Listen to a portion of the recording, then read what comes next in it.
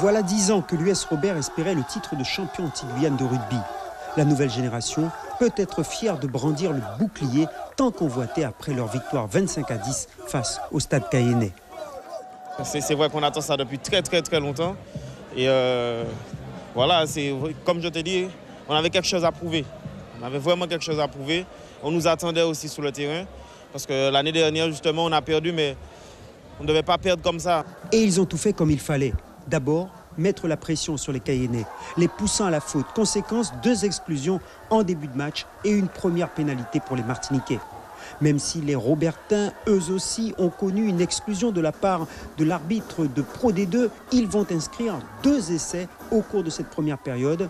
Un par Catol, transformé en essai de pénalité pour plaquage dangereux, et un second par Johan Alcindor, un des puissants avants du champion de Martinique. À la mi-temps, les Cayennais sont menés 15-0. En seconde période, l'espoir renaît très vite pour les Cayennais qui réduisent la marque par Vincent Guertin. Mais sur cette partie, les champions de Guyane vont évoluer au moins une demi-heure en infériorité numérique. Ils concèdent tout naturellement une pénalité, puis un essai de Joé Marie-Sainte. En fin de match, Anthony Nicolas allège l'addition à 25-10 pour l'US Robert.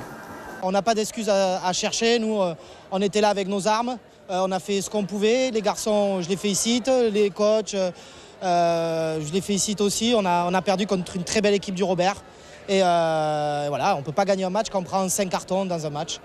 Côté Robertin, fort d'un effectif jeune et de qualité, ce tournoi a permis de concrétiser le travail accompli.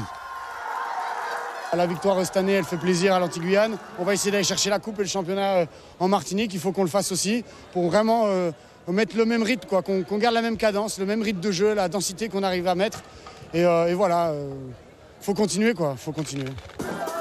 Le tournoi Anti-Guyane aura été de belles factures. Le rugby semble avoir de beaux jours devant lui dans nos régions.